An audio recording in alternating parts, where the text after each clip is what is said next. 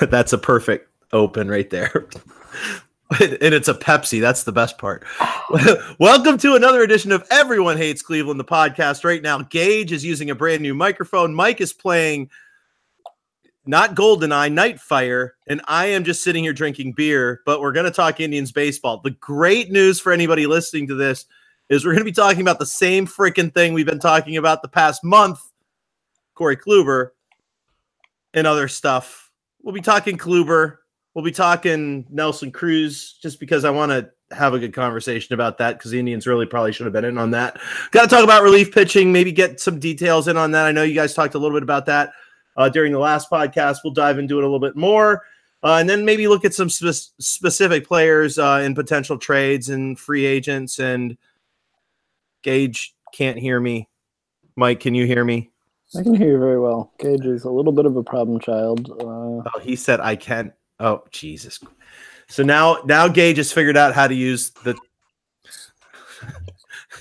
the chat function, which means I'm going to have to deal with that through this podcast. All right, gentlemen, first of all, Merry Christmas.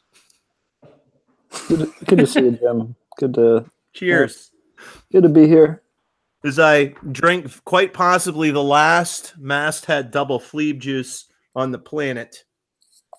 Thank heavens. It's called Fleeb juice. Double Fleeb juice, and it's the greatest beer. It's not my favorite, but it's close to it. I don't know if that's safe for this podcast. I've got two. Beer title. I've got two sitting right here. Only one's a Fleeb, though. I'll let you know what the next one is. It's an extra. It also might be the last one. Anyways, gentlemen, since last we talked, nothing has happened. I don't know that that's surprising or not. A couple of kind of floaty rumors all around Corey Kluber today and yesterday mention of the San Diego Padres being involved. Today, Anthony Castrovins in an interview on MLB.com talking about how Kluber probably or Bauer probably isn't going to get moved, or at least the Indians aren't likely to move him because, of course, they freed up all that money, which we've already talked about, which you guys have already talked about. But let's dive down this rabbit hole one more time, specific to the rumors. Let's start with the Castrovins rumor. And I can't, I've been thinking about this all day. I can't decide whether Castrovins is talking about specific details he knows from talking to front office people over the years that he's gotten to know, or if this is just a kind of a comment he made based on speculation because, the Indians get under the cap. What cap? Indians get under whatever their soft cap is personally with in-house. They get rid of all that money. So the assumption is that you don't trade Kluber. I'm not sure I agree with that, but Mike, let's start with you.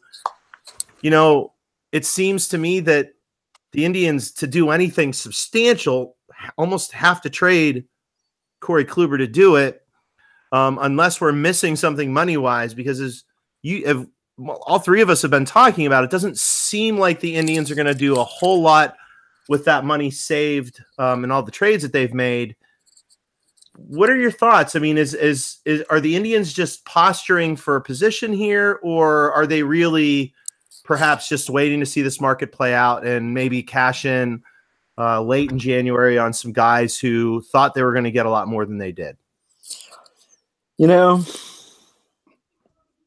right, I got to stop. My whole shtick these days is being grumpy about the Indians, so I'll stop that. So here's what's interesting to me, I suppose.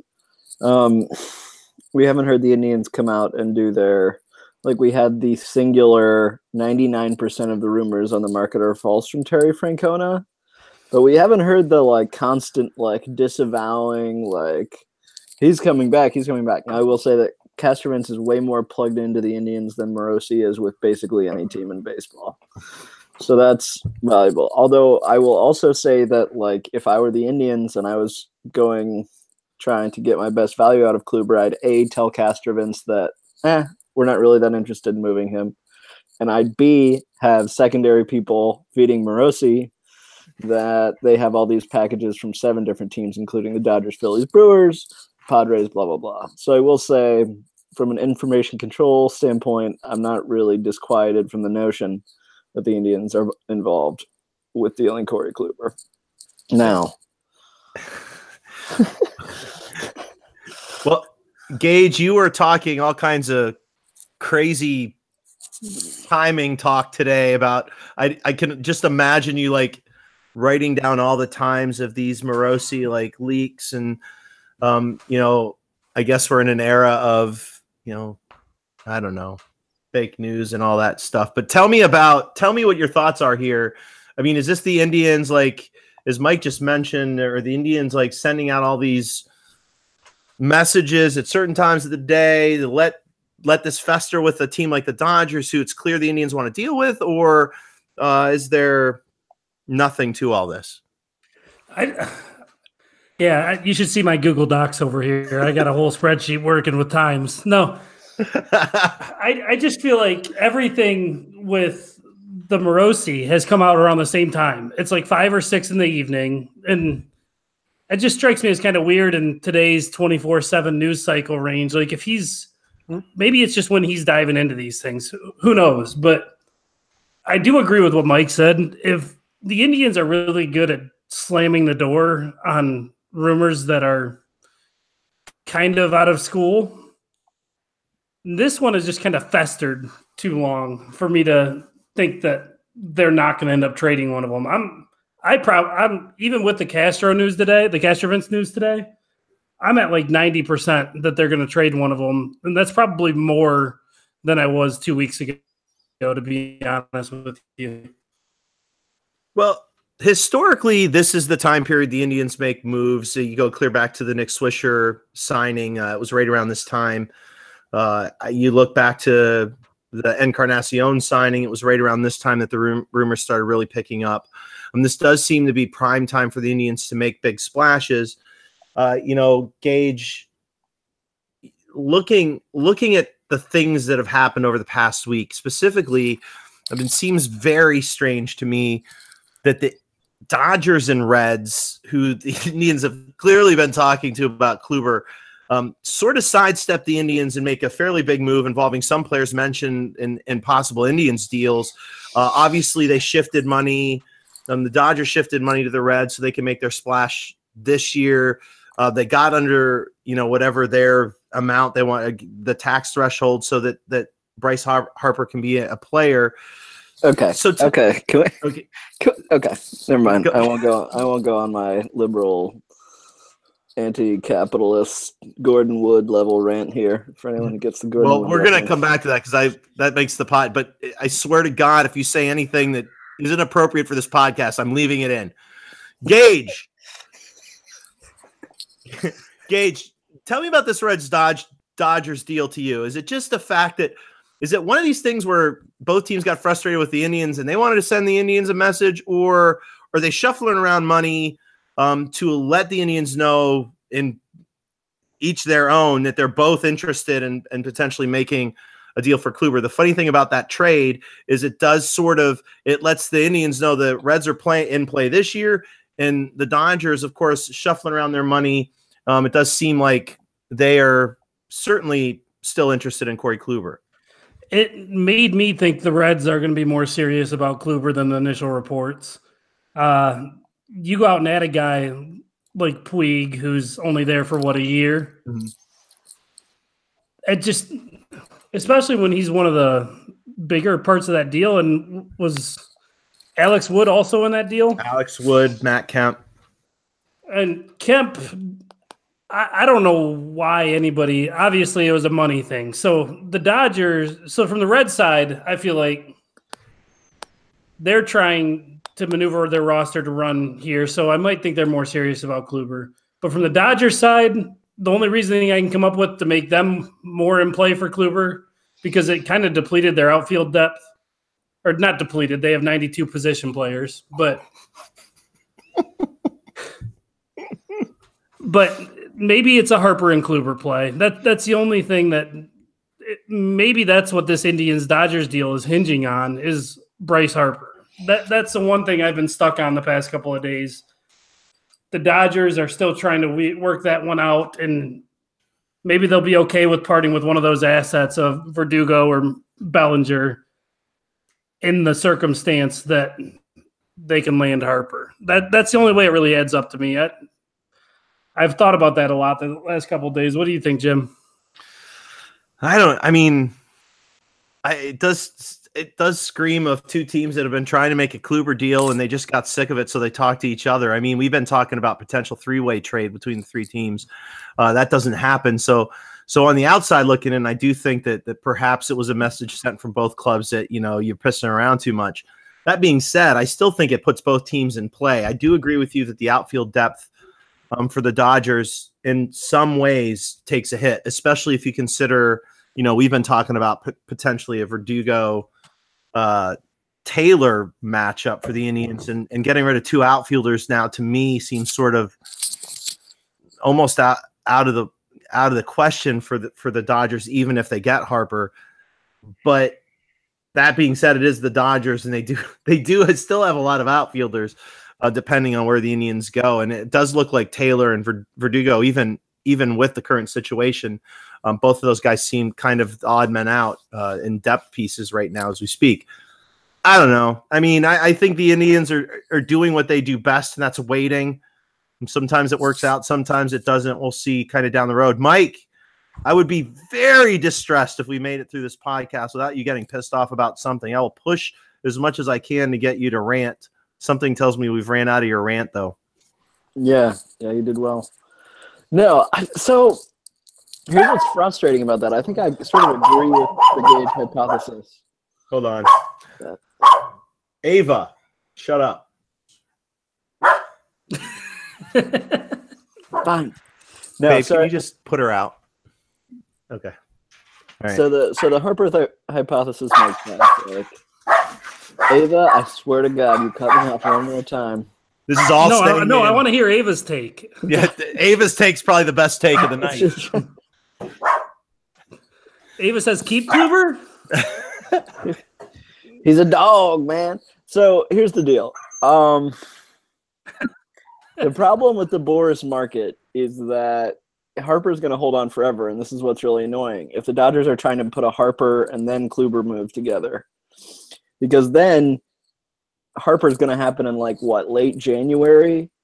So the Indians are going to have to move a bunch of salary, have a bunch of roster uncertainty, and won't really know if they've dealt Kluber or not. And so that's really problematic from a team planning standpoint, because if you deal Kluber now for a good package, then you know whether you need relief help, you know whether you're going to do a major spend on an outfielder with the savings.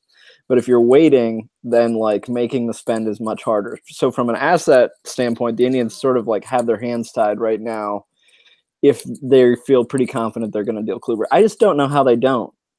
And this is really annoying because I think Jim's reiterated it, but if they don't, this team is a lot worse. And this offense is bad. There is no one you're signing who's a free agent at this point who is getting your offense close to last year that they can afford. There's just no one. Nelson Cruz was super interesting as a body because you're oh, he can be Edwin or better, and you save money, and it makes sense. It all fits, but he's off the market for stupid cheap to the Twins, which is really annoying. So apparently we can't play with 2 years and $26 million anymore, which is, I don't know. It's what the Yankees poop out for a fifth 1 starter. year and $12 million. Is it really just? I mean, it's 1 in 14, right? And then 1 in 14. I'm sorry, and then there's a $200 or $200,000 buyout, which is nothing. That is what you pay Rajai Davis to cut his hair. So I just don't. I got it. First of all, I want to see that. That's a haircut, dude. I just. So Mike, me? I hit that one homer that doesn't really matter, but everyone loves me for, even though I'm completely. We could do a whole podcast on that where we just cut some Twitter takes on how great Rajai Davis is hitting that home run in the game we lost. But talking about, can we get Merritt's boots on there too? Oh God. Okay. Nelson Cruz. Good segue. Gage. What's the message being sent by the Indians not being players for Nelson Cruz? I mean, there's a lot of reasons that it could be, but he does definitely seem like a good fit for the Indians, especially considering what we've gotten rid of thus far and the price tag that Mike was just talking about. Is it just simply a guy they're not looking for, a guy they're not looking at? Is it because they're holding back, knowing that there are other deals in the making, as Mike alluded to, or are we really in that big of a financial crunch right now? Are we going to use attendance as an excuse, bad TV deal as an excuse? We keep talking about BAMTech money, which we're never going to really know about. What is there a message being sent by the Indians not being even mentioned as a possible suitor for Nelson Cruz, and then him signing a team-friendly deal with a team within the division who, as Mike said on, I think might have been Slack, Twitter earlier today, the Twins are having a fairly loud and boisterous hot stove season. Not probably enough to be a factor with the Indians in the 2019 season, but money-wise and division-wise, like, are we at this place where we can't really make a big splash? Let's talk fit-wise first, because I think there might be a chance, and I don't necessarily agree with this, but let's say they don't buy Bowers in the outfield a whole lot. Then they shouldn't have dealt for him. But Mike, I agree. Carlos Santana is going to play in the outfield. Come on. We got to let Gage finish. Sorry, okay, Gage. I'm sorry. I'm going to let you finish. Seriously, though. So, wait a second. How do you get Bowers and Santana, and you put out that Santana is going to be the outfielder? It's not great. How is that a thing? It's not great. Okay, I'm sorry. Do we not remember 2 years ago? Sorry. All right, Gage, I apologize. See, this is what happens. Sorry. It didn't go like this with you and Mike, and I apologize. I'm sorry. I'm going to drink my beer now and not say words. Drink your Fleeb juice. Looks like a banana. Jeez. So, is this like, was that Santana in the outfield leak? Like somebody just effing with, I can't even remember who leaks it. Who leaks that one? I hope so. Because that just feels outlandish. Like, I don't know. To be fair, Brantley dragged his carcass around left field last year, so I don't even know if it's outlandish anymore, but what are you going to do? Good outfielder. Fundamentals, man. He looks really could throw smooth. The ball to second base. Like he looks smooth with a walker chasing down doubles. It was good to know that he decided he wanted to play first this year, though. I'm sorry. I'm going to shut up again. I've cut Gage off. I'm about ready to jump in. Go, Gabe. Or maybe the other Nelson Cruz aspect is maybe they just didn't like they didn't want to pigeonhole themselves flexibility wise for the rest of the offseason. I'm reaching here. I really don't get it. Nelson Cruz was the perfect bat, 30 home runs to throw in that lineup. Him and Santana can give you everything and more that Yonder and Alonso, you hoped Yonder and Edwin gave you last year for the same price as they would have cost this year. It doesn't make sense to me. If we're going to swallow this crappy pill that the Indians have no flexibility, it's so rude that they can't sign Nelson Cruz because, like, he's the perfect deal. It is a 1-year limited commitment with very little risk. And if we can't do those, it's over. Roll it up, trade Ramirez and Lindor, and Mike can just go drink red wine somewhere and be a lot happier about things. No, if you can't do those moves, then you pay somebody, you give somebody Yu Chang to take Kipnis off your hands and to make that move. And I like Chang, but if you're that bad off, I just don't buy it. There had to be something they saw that they didn't really like and want to go to that price like for a legit contender. Like, sorry, we jumped on each other. The other thing, Bowers has to play left field or that deal was worthless. The whole point of that deal is you're trading in an infielder because you can't deal Kipnis for an outfielder with similar potential. And if he cannot play left field, it was a miss. I think he can. I think he's going to be productive. I like the deal. But if you're not playing him in left field and we're not signing a DH because Santana has to play first, then this has been a total screw-up. The Indians are in way over their heads, and they're a lot worse. And I'm really not into that right now. Well, and we've talked, I don't know, Mike, I think it was 3 years ago we had a podcast talking specifically about the DH in the Indians lineup and the Indians potentially using that as a flex position to give guys a break from playing in the field. 3 years ago, we were talking about Kipnis as being a potential guy there. Boy, wouldn't that have been nice to have him be able to not be in the field. I mean, doesn't it seem to me like it sets up perfectly? You got Santana at first, you've got Bowers in left or right. and then you still sort of have that flexi DH position, or you can go out and get a Nelson Cruz to be the DH. I mean, to me, it seems like you'd want to keep that DH position unfilled right now, especially considering the fact you have two guys that can play other positions. See, I'm going to disagree. I don't know what I think. The Indians have this system development failure where we can't put out a bullpen arm and we can't put out a fat dude who can hit 30 home runs and DH. Like CJ Cron, you have these guys like Justin Bowers gets, whatever. He gets he doesn't get tendered a contract. You have Cron who's dealt he's DFA'd and he's not tendered a contract. It's like you're getting guys who have 30 home run power and 115 WRC plus who are getting cut by other organizations. And we can't just pump that guy through for $500,000 for 3 years. And that's a huge problem. You just got to get a fat guy who hits the ball really hard and he DHs. And the Indians have not done that. And then so it's like, yeah, I agree with you that it would be really nice if it was a rotational position. But we're looking at center field sucks offensively. Right field sucks offensively. Catcher sucks offensively. Second base isn't great offensively. All these huge steps back. And it's like, you got to buy offense somewhere. And the cheapest place is DH. Go do it. Well, maybe in fairness, maybe that's something down the line. My fear, though, is it does seem like, just based on the leaks we've seen, it does sort of seem like Bowers is going to be DHing. But that maybe isn't the case. All right. DHs, I'm done, man. I'm done with this shit. All right, so this is where I was going to jump into the relief game, but I do want to talk specific teams again. We've been mentioning the Reds and the Dodgers. I want to jump into the Padres here. I don't think any one of the three of us think the Padres are going to be a team that deals with the Indians for Corey Kluber. It makes zero sense, other than the fact that the Padres always seem to be ready to dip their feet into being real contenders with their 800 prospects. Let's look at them, though. I mean, for me, it begins and ends with Fernando Tatis, and I mean, the Padres would kind of be dumb to trade Fernando Tatis.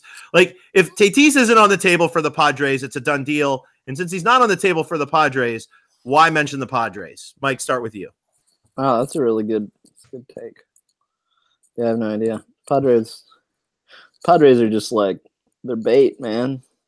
I mean, it would be nice to get Luis Urias. I mean, he's a player, and there's some Altuve in him, I think. But I love Tatis is but past him, can you put together a deal without the homers talking about bringing Mejia back? No, you really can't. And to be fair, I'm not being fair. I mean, the Padres don't make sense. Just like the Brewers and the Phillies. Like this is where the Indians are kind of screwed. Like the only good deals you can get are from the Reds, and they're from the Dodgers, and probably just the Dodgers. And there's an extent to which you just got to lever the Dodgers somehow. The Padres, it's like I mean, I guess Margot's a starter now, but he's never going to be a star. He's 2 years into his career already, so we're talking arbitration in a year plus. Like that catcher Hedges is like, he's a great framer, but he can't hit. He's just Roberto Perez, but slightly better offensively. And who is the other guy? Hunter Renfroe? Like, another guy like you should put out as an organization. He's a platoon bat who hits a bunch of home runs and strikes out all the time. You got to put those guys out.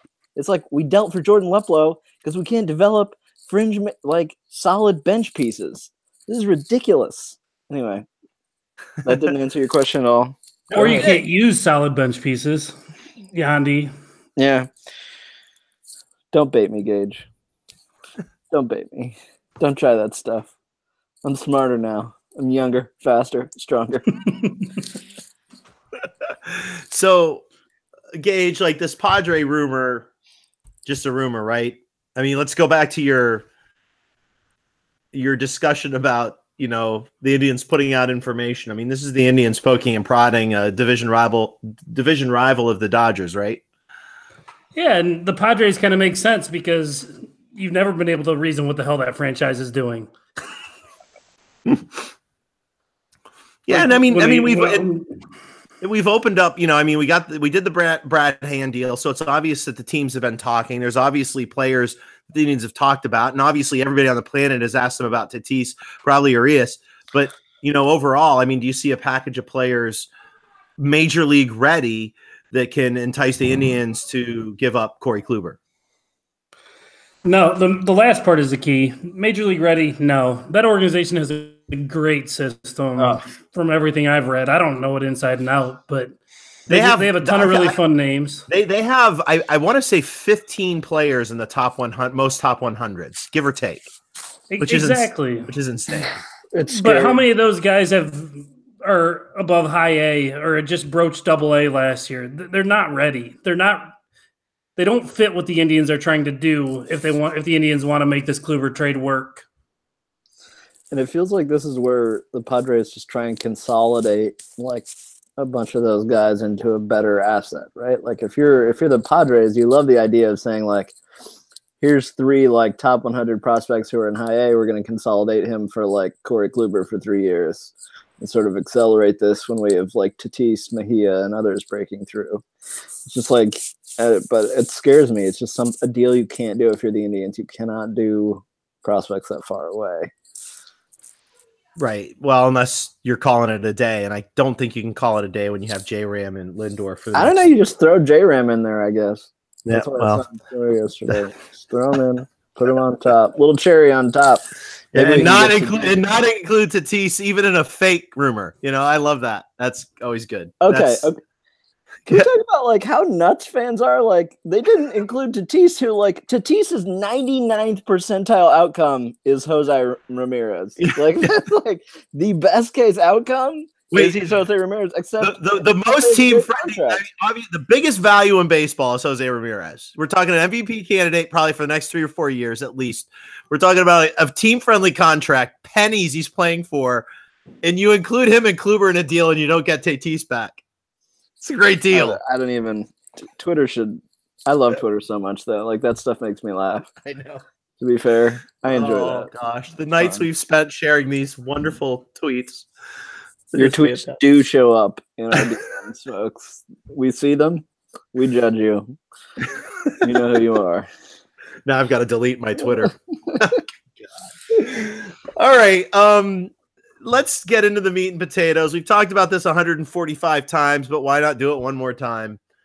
As we see the Indians sort of leveraging the Dodgers, it's clear they're trying to leverage the Dodgers for one of two things. And we've talked about this ad nauseum, but I still think it's a viable conversation, especially as we get closer to a potential deal. I mean, obviously, I think the Indians are looking for Bellinger, and Mike and I can fight all we want about whether it's just Bellinger, which makes a lot more sense now that I know he's got 5 more years, or Bellinger in a piece. But I think Bellinger is a key for the Indians. I mean, obviously, I think that's the guy they're looking for. Or, it's Verdugo, and you guys have been talking a lot about Lux is a potential guy added to that. Is a potential, infielder for the Indians long term. Let's look at the Dodgers first. I mean, to me, even with the potential of bringing in Bryce Harper, any general manager, any front office, especially an Andrew Friedman front office, is probably not going to get rid of Cody Bellinger for anybody, including Corey Kluber. So, are they trying to leverage for Bellinger still? Is there a potential for that to happen? And if not, what is the must return with Verdugo? Let's start with you, Gage. If you're getting Verdugo, you better have Taylor accompanying him. That's kind of where I've fallen on that, because I don't even think you could talk Jock Peterson, I guess, but he's just not Taylor to me. He doesn't have the versatility. Taylor has a very high floor, and I kind of hate that terminology, but I think Taylor's a dependable asset with a ton of flexibility. So if you're talking Kluber, you're talking Verdugo, Taylor, and then another later asset to me. All right, Mike, let's flip it over to you. Is the Verdugo Lux combo a must get when you're dealing?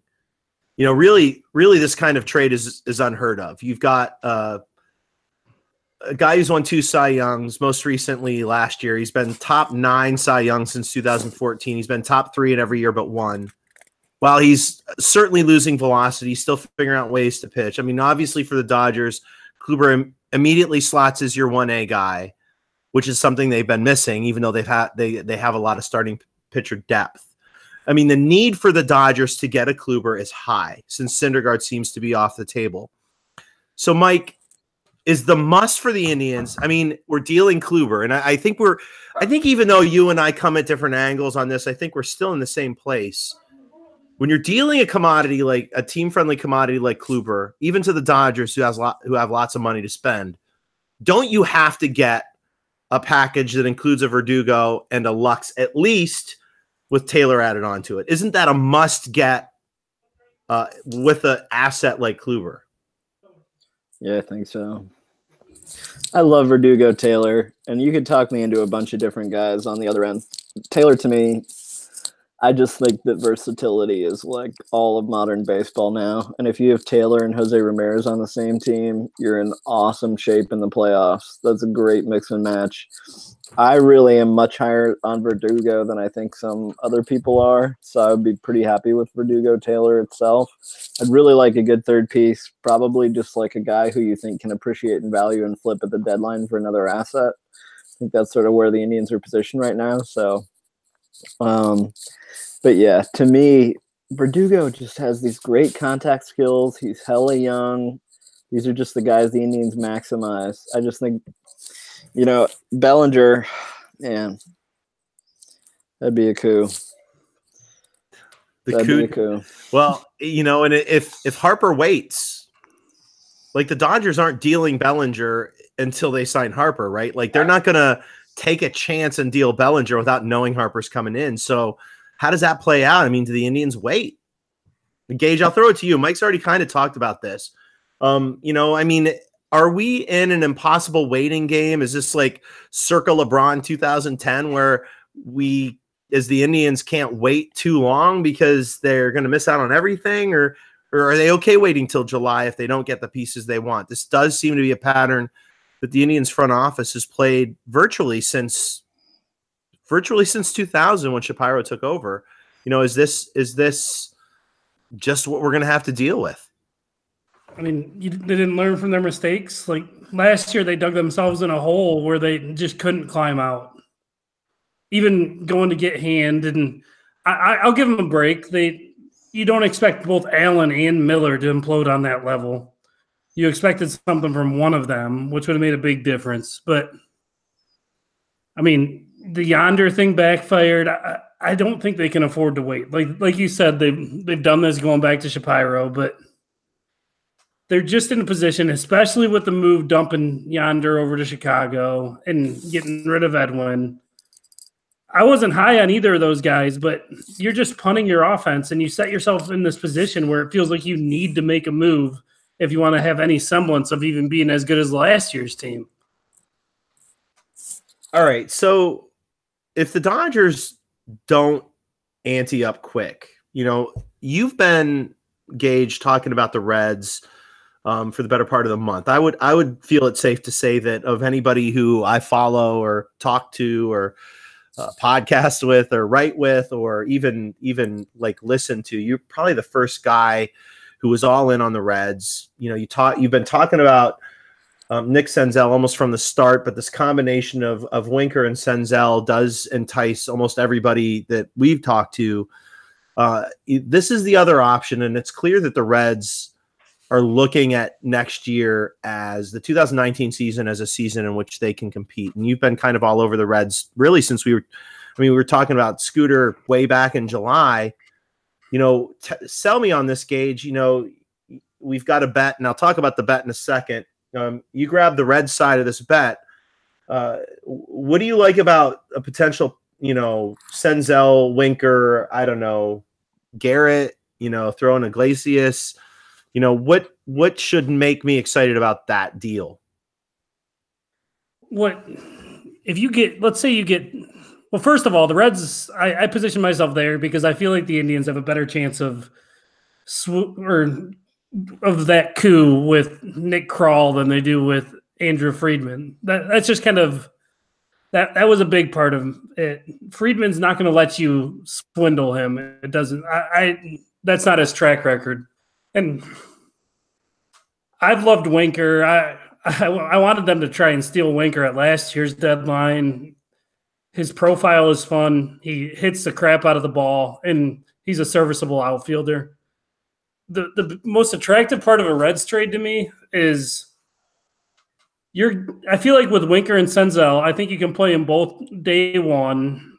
I don't know if they would with Senzel, and you can get yourself 4 to 5 WAR from them, which is coincidentally where Kluber fits in on the pitcher side. So I feel like you just kind of shift your assets from the rotation into position players. You shift those WAR over to that side of the ledger, and that's just really attractive to me.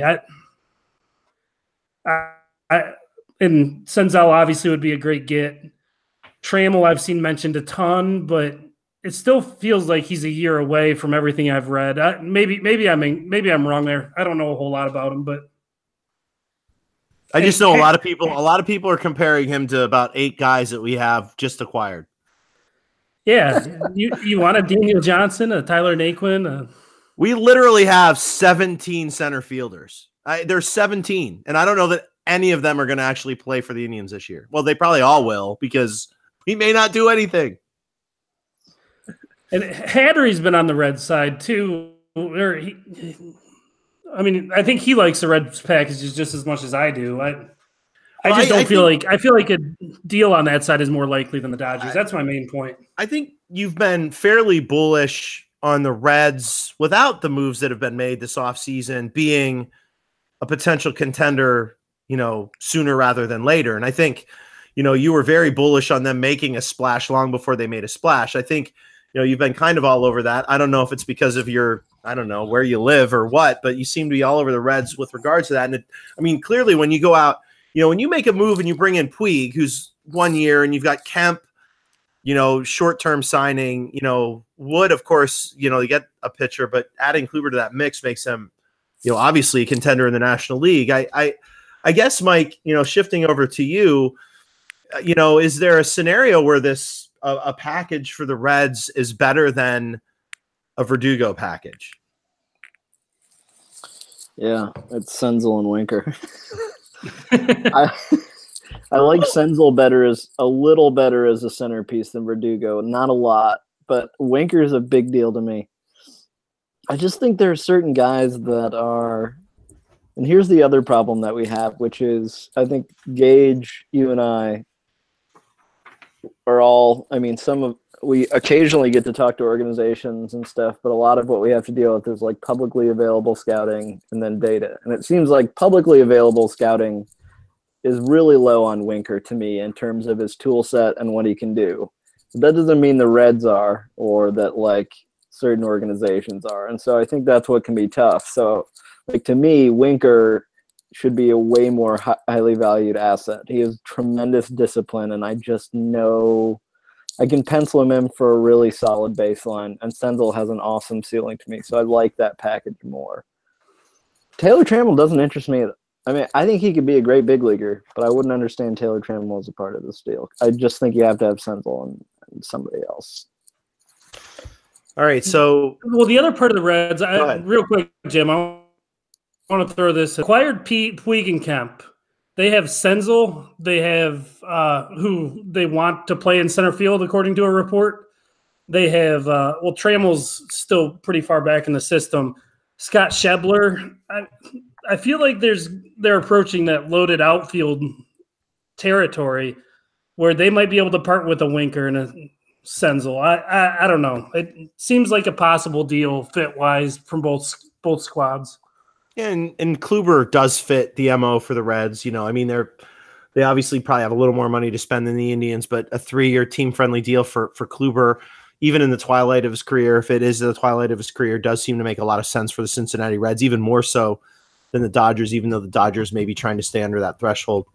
I don't know. We made a bet. I think Gage, I got pissed off because Mike went first before I could get something out there. So we do have a bet going right now. Mike and I are both sitting on the 31st with the Dodgers. Mike I believe you had the Verdugo package. I can't remember. I think it was Verdugo, Lux, Taylor. Was that your deal? That was my bet, yeah. Yeah, and I threw in Bellinger and a piece. I don't even remember who the hell I threw in. It doesn't matter because No, I just he want to. I only put a piece in there just to be fucking spiteful to you, Hatter. This is what Jim does. He says, Bellinger in a piece. I'll get you my piece later. And No, then, I gave you a piece. I just don't remember who it was because it didn't matter to me. I just He's didn't want it old, just to be man. Bellinger. I'm old, man. I got gray, goatee and all that fun. But you, Gage, what did you go with the Reds because you wanted to go with the Reds? I went with the Reds because you guys both went Dodgers. No. And then you threw out the 20 with the 20. Would you say like the 29th? The 29th. And I really would have said New Year's Eve too, but I wasn't going to be the third guy to say New Year's Eve in the bet. Wow. So the 29th, that's in 2 days. Yeah, here we go. Yeah, I immediately regretted it. Immediately.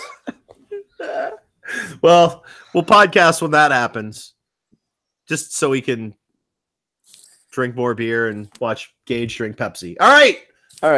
I want to do one more thing here before we roll out of here. I hate talking about bullpens because I hate bullpens, but the Indians bullpen sucks. It really sucks. I like Brad Hand and all, but for 10 years, I've been talking about the Indians and their market play on the bullpen and how they always sign guys that cost $1 million or less, unless they go out and get I think Alford one year they spent $4.5 million on because he was, I don't even think he was an arbitration guy. And Mike, if I remember, you wrote a piece on Alford about how dumb a signing that was. And of course, he was gone by June. Gage, you've been mentioning, David Robertson from the Yankees is a potential get for the Indians. And it seems to me that with Kimbrel still out there, Robertson's just sort of waiting for Kimbrel to go to get a fairly biggish deal. There are a ton of relievers out there. I mean, are we just kidding ourselves here? Are the Indians going to wait till like January, 27th and just get whatever's left? I don't care who answers it because I think we probably know the answer to that. But reality speaking here, are the Indians more likely to trade for a reliever in July than sign someone for too much in January? I was fine with that before, but now you're getting to that territory where it's going to be hard for me to cope with giving up prospects. And I do want to mention they did give Boone Logan $5 million a couple of years ago. True. Oh, God. But hey, it's not his fault Francona had no clue how to use them. All right, simmer down, Burke. Sorry, I heard that on the porch 30 times. I appreciate it. You got to have – go ahead. Oh, I was just going to give the floor to our resident grouch, whatever you want to call him. Wow. He's made it this far without doing something that makes me want to punch him in the nose because I have to spend 3 hours trying to find it. He's going to ruin everything right now. I can feel it. I just think so much is dependent on what you do with Kluber. I just think so much swings on this. But I also think that that's really difficult because I don't think they're determinative that they're going to deal Kluber. But it's if you deal Kluber and move another $12 million, it's you have to go sign an Ottavino Robertson type and then hand Robertson and you figure out the rest isn't brutal. Olsen is a good matchup piece. Go get Oliver Perez again. He's a good matchup piece. Then you have enough lefties and then you just need to get who or Jeffrey Rodriguez to figure it out in the bullpen, and all of a sudden you have a good bullpen. So to me, I can do that, but I gotta know what's going on with Kluber, pretty fast. This whole offseason is just it's just so tethered to him, and they also just have to suck it up and spend money, or I don't know. I guess we talk about how wild card the playoffs can be. I guess, when you're in this Cleveland Indians culture, you wait for the moment where they make big splashes. And the Indians have done plenty of big splashes over the past few years. The Encarnacion deal is a big splash. The Hand deal is a big splash. The Miller deal was a big splash, potentially getting a catcher at the same time that they didn't get. But it's not like the front office isn't trying to do their best to do these types of things. But it seems like when they have the time and the money to make the moves, to maybe tilt those odds into their favor. It does seem like that's when they don't, because they play the conservative card. And again, I guess this is the fan in me, and I mean, I understand smart baseball, and I understand metrics baseball, and I understand the analytics of it all. But it does seem to me, when you're a team like Cleveland who hasn't won a World Series since '48, it would be nice when you're in a moment like we are right now to see the Indians going out and maybe pushing forward a little more than they do, even maybe unfairly a little more than they have. It's my final take on that. I don't think they're going to do anything with the freaking bullpen. I think they're going to wait until July. I hope I'm wrong. Maybe the Reds deal will solve that. Maybe they'll get an Iglesias or a Garrett. Maybe that'll make me happy, but I hate bullpen, so cheers. Here's my parting question. Does Dan Otero pitch another 40 games with the Indians? Because if he does... Well, let me ask you this. Of all the guys that are going to be in this bullpen, who the hell is Terry Francona going to trust? Is it a guy because his numbers say to trust him, or is it a guy who's just been there? And I mean, whoever's listening to this can answer that in your own head. But yeah, I think Otero is going to get a whole shitload of innings. Plus Otero too, John Edwards. Yeah. Who doesn't love John Edwards? Yep, that's going to happen. That's a thing. You ready for 110 innings of Otero and Edwards? And Hoyt. Hey, all right, on that note, I don't know if we're going to be talking to you pre-New Year's Eve. I don't know. Maybe they'll make a move by then. If so, we'll probably be on here. So happy New Year's to everybody. I don't know. Any parting shots? Hey, I know. We haven't talked about Tristan McKenzie in the bullpen. Don't yet, because I'm going to have a piece coming out. I don't know when. Tomorrow's Friday. Maybe tomorrow. Okay.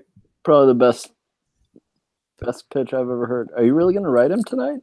I already have 900 words in the can, basically ripping on his health. Okay. I don't know. 3,000 more to go. So yeah, maybe. I don't know. I got 2 more beers in me, and I'll type until I'm done. All right. On that note, happy New Year's, unless we see you again, and then forget that, and we'll say it again. Peace. Go Tribe.